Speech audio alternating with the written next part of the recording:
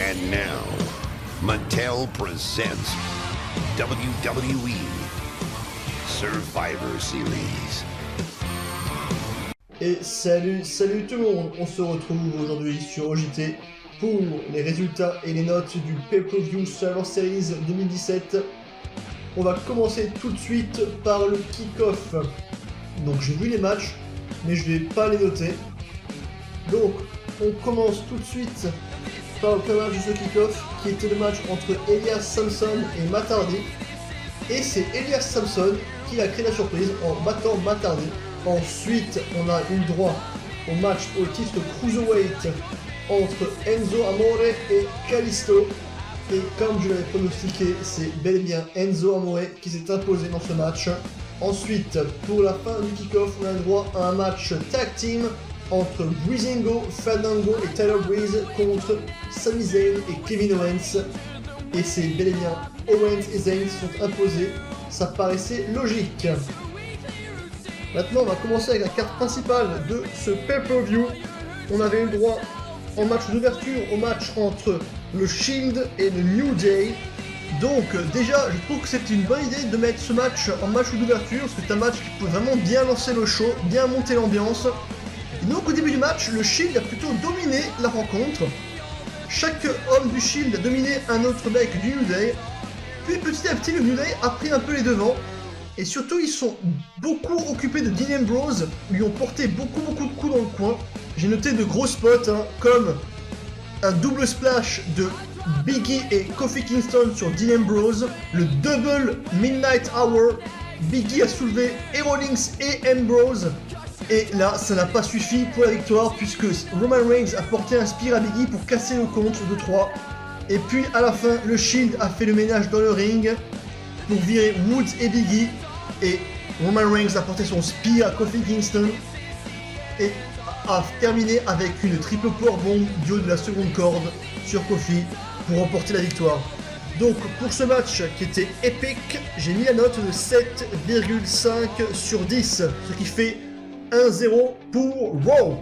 Alors, ensuite, on a eu droit au match traditionnel Survivor Series féminin entre la team SmackDown et la team Raw. Vous connaissez les participants, vous les avez en image. Donc, on va énumérer les éliminations. Becky Lynch s'est fait éliminer au bout de 1 minute 30 à peu près. C'est très peu pour Becky Lynch qui était la capitaine, ça m'a extrêmement déçu. Surtout, elle s'est fait éliminer par un roll-up de Bayley qui venait à peine d'entrer. Je trouve ça, c'était un peu dégueulasse, c'était un peu même à chier. Ensuite, après ça, donc, on a eu un duel Bayley contre Tamina. Et Tamina a fini par finir Bayley par un frog splash de Tamina. Et donc Bayley s'est fait éliminer par Tamina. Ensuite, on a eu droit au duel entre les deux mastodontes de ce match, Tamina pour SmackDown et Nia Jax pour Raw. Les deux sont bien cassés la gueule. Nia Jax a failli éliminer Tamina. Puis Tamina a eu l'idée de balancer Jax à l'extérieur. Naomi lui a fait un splash et un super kick de Tamina pour finir le travail. Et Nia Jax s'est fait décompter à l'extérieur. Ensuite, Naomi a éliminé Alicia Fox, aussi avec un sunset flip, je crois. Et tout de suite, derrière, Banks, qui n'était même pas encore entré dans le match, rentre dans le match et tout de suite applique son backstand lance sur Naomi pour l'éliminer. Je trouve vraiment les éliminations ont été faites beaucoup trop rapidement. C'était un peu brouillon pour moi, vraiment. Ensuite, Carmella a affronté Asuka et Asuka l'a fini avec un room kick assez rapidement, donc Asuka élimine Carmella.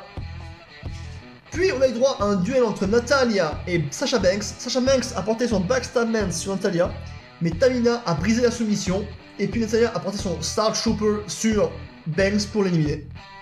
Donc il restait Asuka contre Natalya et Tamina. Mais on sait que Asuka est invincible, que la WWE veut le montrer. Donc elle a éliminé avec un Gigi Gatame Tamina, puis a porté son Asuka Lock sur Natalya pour la victoire. Donc ce match, je trouve qu'il a été un peu brouillon surtout. Il y a eu quelques botches, quelques loupés. Et moi, franchement, honnêtement, il m'a pas super plu. Et bon, il était pas mauvais non plus, mais il m'a pas plu. Donc j'ai mis 6 sur 10, ce qui fait un 2-0 pour la Team Raw.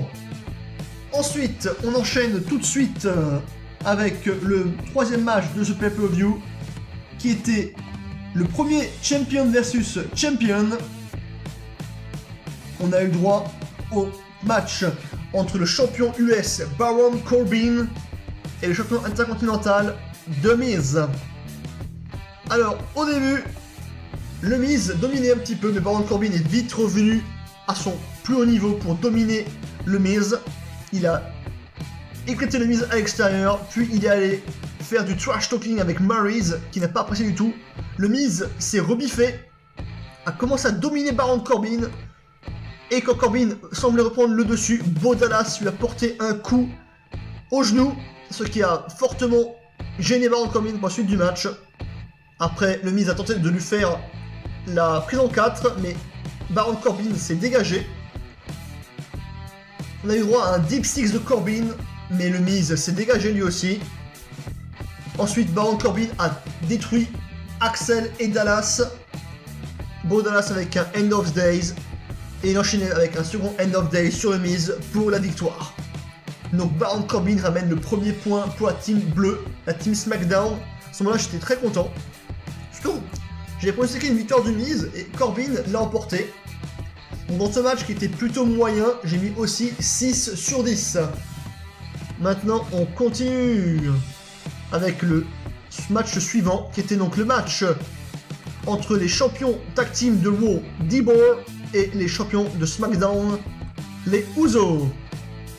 Déjà, on avait droit à un speech plutôt bon des Usos. J'ai apprécié ce speech, il était vraiment hargneux, comme le sont les Usos. Donc, dans ce match, les deux ont eu leur temps de domination. C'est un match haut en couleur, haut en volée, des belles prises. Un rythme effréné. Pour moi, ça a été le meilleur match de la soirée, vraiment. J'ai apprécié quasiment tout ce qui s'est passé. J'ai vraiment cru à un moment que Cesaro et Sheamus allaient l'emporter. Et à chaque fois que les Usos sont dégagés, j'ai été soulagé vraiment, parce que j'apprécie beaucoup les Usos maintenant. Au début, je ne les aimais pas, mais là franchement, je trouve que leur gimmick est très bon. C'est vraiment l'équipe pour moi la plus dominatrice actuellement à WWE. Donc au niveau des spots, il y en a eu quelques-uns. Comme la prise à deux de Cesaro et Sheamus sur Jimmy Uso, mais le frère Uso se dégage. Ensuite, on a eu un moment, Cesaro qui a voulu faire une powerbomb à Jay, mais Jay a chopé Sheamus, et Sheamus s'est pris totalement la powerbomb. C'était assez hardcore. Et après, il y a eu vraiment des enchaînements de super kick sur Sheamus, double super kick sur Cesaro. Et pour finir, le double super kick sur Sheamus. Jimmy se jette en dehors du ring pour attaquer Cesaro. Et le splash de Jay sur Sheamus pour la victoire. SmackDown égalise à 2 partout. Pour ce match, j'ai mis la note de 8 sur 10. On continue maintenant avec le match entre la championne de SmackDown, Charlotte Flair, et la championne de Raw, Alexa Bliss. Déjà dans ce match, franchement, je pensais que Charlotte allait gagner assez facilement, et bon Dieu de bordel de merde, Bliss s'est battue comme si elle se battait pour sa propre vie. Je pense qu'elle a fait taire, mais alors beaucoup de gueule. Tout le monde disait que Bliss n'avait aucun in-ring et qu'elle allait se faire démonter, et bordel, elle a failli battre Charlotte Flair. Elle a fait pour moi un de ses meilleurs matchs à WWE. Mais bon, Charlotte a fini par s'imposer en lui portant sa prise en 8. A noter que Charlotte Flair s'est dégagée d'un DDT de Alexa Bliss, qui est un finisher. Et Bliss s'est dégagée d'une sélection naturelle. Un match, franchement, un des meilleurs matchs Women's de ces dernières années, pour moi. Très content de ce match, et j'espère en voir d'autres entre les deux catcheuses plus tard. Et donc j'ai mis la note de 7,5 sur 10. Ensuite on arrive au match qui me faisait peur, vraiment je l'avais dit dans les pronostics, je pensais que ce match allait être pourri. Et bordel, heureusement que AJ Styles était là. C'est donc le match entre le champion de la WWE AJ Styles contre le champion universel Brock Lesnar. Pour moi Lesnar, il est nul à chier. Il fait que des souplesses, il met que des coups de genoux. Le gars, pour moi, il n'a aucun in-ring, il n'a aucune prise, vraiment. À part faire donc ses coups de bélier dans le coin ou faire ses souplesses, le gars, il sait rien faire. Donc heureusement que AJ Styles était dans ce match. Donc le match a vraiment commencé par un passage à tabac total de AJ Styles. On n'a pas vu Styles au début du match. Styles s'est fait démolir comme il ne s'est jamais fait démolir. j'ai même cru qu'il allait finir blessé, hein, vraiment, parce que Lesnar n'y est pas allé de main morte, il l'a atomisé totalement. Et puis petit à petit, Lesnar a commencé à se fatiguer, et là, AJ Styles a montré que c'était bien lui, le meilleur catcheur actuellement à WWE. Il nous a offert du grand spectacle, il a commencé à casser les jambes de la bête, il a foutu la bête à terre, il l'a envoyé en dehors du ring, et là, Phenomenal Forearm en dehors du ring. Puis il remonte Brock Lesnar et enchaîne les Enziguri, les pellet kicks. Vraiment, on a cru que Styles allait l'emporter. Un 450 splash aussi, il lui a placé. Et à la fin du match, il a tenté de le faire amener avec le calf crusher. J'ai rarement vu Brock Lesnar autant crier, être autant mis à mal. J'ai prié pour qu'il tape, j'ai espéré, mais bon, on sait tous que Brock Lesnar ne pouvait pas perdre ce match. Merci Vince McMahon. Et à la fin, il a voulu lui porter un Phenomenal Forearm, mais Brock Lesnar se dégage, il a voulu lui en mettre un deuxième, et là, en plein vol, Lesnar chope AJ Styles et lui fait un F5 pour le compte de 3 et la victoire. Comme toujours, Brock Lesnar couche tout le monde avec un F5, je trouve ça juste ridicule. Et bon, AJ Styles nous a offert un match de 15 minutes quand même contre Brock Lesnar, ce qui est un exploit en soi. Et franchement, le match était quand même pas mal. J'ai mis 7,5 sur 10 parce que franchement, un match de Brock Lesnar qui dure 15 minutes, même si c'est grâce à AJ Styles, c'est extrêmement rare. Donc 7,5 sur 10 pour ce match. Et maintenant, on va arriver au main event, le match 5 contre 5 masculin, la Team Raw contre la Team SmackDown. Donc le match a débuté avec un duel entre Shane McMahon et Braun Strowman qui a duré 2 secondes. Strowman il a pensé Shane dehors et Shane a tout de suite passé le relais. Ensuite, on a eu des beaux mouvements entre Nakamura et Balor. Les deux se sont un peu jaugés, un peu amusés ensemble. Il y a eu quelques moments assez drôles entre les deux. Et puis Triple H est rentré et a commencé à affronter Nakamura. Nakamura a un peu pris le dessus, alors Bobby Roode est entré. Il a montré à Triple H qu'il était au niveau, mais Triple H était quand même lui aussi bien présent dans ce match. Ensuite, donc Kurt Angle est entré, a affronté Bobby Roode aussi. Et ensuite, c'est allé assez vite. Il y a eu 2 éliminations coup sur coup faites par Braun Strowman qui porte 2 running power slam, une sur Nakamura et une sur Bobby Roode pour les éliminer tous les deux. Ça a été assez rapide. Moi, je suis pas fan des éliminations qui sont vraiment l'une après l'autre, ça me plaît pas vraiment. Ensuite, toute l'équipe de SmackDown s'est alliée pour détruire Braun Strowman à travers une table. On a pas vu Strowman pendant de longues minutes quand même.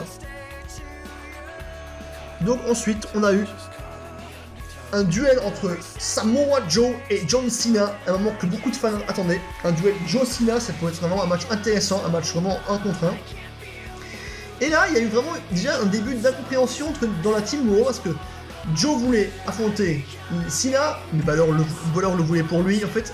En s'embrouillant tous les deux, ça a permis à John Cena de porter 2 Adaptive Adjustments sur Samoa Joe pour l'éliminer. Ensuite, on a eu droit au duel entre Kurt Angle et John Cena. Rappelez-vous que le premier match de John Cena était contre Kurt Angle en 2002, je crois. Et là, Angle lui a porté son Ankle Lock, mais John Cena s'est dégagé assez vite. Et en fait, après, on a eu droit à un Angle Slam de Angle sur Cena. Balor enchaîne directement avec son coup de grâce et un second Angle Slam couche John Cena qui est éliminé par Kurt Angle. Maintenant on est à 4 contre 2. Il reste plus que Orton et Shane contre Angle, Strowman, Balor et Triple H. Triple H qui vraiment n'est pas rentré beaucoup dans ce match. Duel entre Orton et Balor qui finit par un Air Cow de Randy Orton qui élimine Finn Balor. Et puis en fait après ce Air Cow, Orton voulait passer le relais à Shane parce qu'Orton, vraiment, il avait pris extrêmement cher, mais quand il a voulu taper la main à Shane, Shane s'est fait attaquer par Sami Zayn et Kevin Owens, qui au début vraiment ont détruit Shane. Puis Shane s'est relevé assez vite et a commencé à les tabasser à coups de chaise. Mais en fait, pendant qu'il faisait fuir Owens et Zayn, Braun Strowman s'est réveillé, est venu à porter une running power slam à Orton et à éliminer Orton. Donc il restait plus que Shane contre 3 catcheurs de la Team Raw. C'était parti fini. Après il y a eu un beau duel entre Shane et Kurt Angle que j'ai bien apprécié. Et puis Shane s'est fait porter le Ankle Lock par Kurt Angle. En fait Shane allait taper mais il se battait comme un comme un dératé. Il voulait pas taper, il voulait pas abandonner sa team. Et je pense que Triple H le voulait pour lui. Et a porté un pedigree sur Kurt Angle. Il a trahi la team Raw pour que Shane puisse éliminer Angle. Et après, pendant un moment, on a cru que Triple H allait s'allier à Shane McMahon, mais c'était pas le cas. The Game, c'est le Silver Assassin. Il est entré dans la tête de Shane McMahon pour mieux l'éliminer en lui portant un pedigree. Donc victoire de la Team Raw. Les survivants sont Triple H et Braun Strowman. À la fin du match, Triple H commence à faire un peu la fête avec Strowman. Mais Strowman n'a pas apprécié la traîtrise et le prend à la gorge et le met dans le coin et lui dit que si encore une fois il veut le trahir, c'est la dernière chose qu'il fera de sa vie. Et là Triple H fait une grosse erreur. Il tente de porter un pedigree à Strowman, mais Strowman se fâche et lui porte 2 running power slam. Le show se termine ainsi, avec une victoire 4-3 de Raw, et Braun Strowman qui célèbre tout seul au centre du ring. Donc pour ce match, j'ai mis la note de 7 sur 10. Donc maintenant, si on fait la moyenne de tout ce show, on obtient une moyenne générale de 7 sur 10, qui est plutôt une bonne note hein, pour un show de la WWE. Ça faisait longtemps qu'on n'était pas passé au-dessus des 7 points. Donc franchement, j'ai apprécié ce show. Et juste, franchement, les 2 matchs Survivor Series n'ont pas extrêmement beaucoup plu. Surtout le match féminin, j'ai vraiment été déçu. Et j'étais déçu qu'il n'y ait vraiment aucune surprise. Ensuite, petit coup de gueule, le fait d'avoir Owens et Zayn dans le kick-off, c'est un peu ridicule pour 2 catcheurs aussi talentueux. J'espère vraiment qu'ils vont de nouveau être mis plus haut en devant de la scène.